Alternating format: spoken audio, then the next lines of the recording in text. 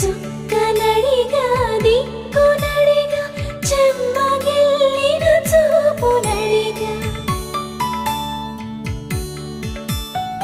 నీరు పొంగిన కనులలోన నీటి తెరలే అడ్డు నిలిచి చూసుకోమని మనసు తినది మనసు మాటలు కాదుగా రామ చక్కని సీతకి అర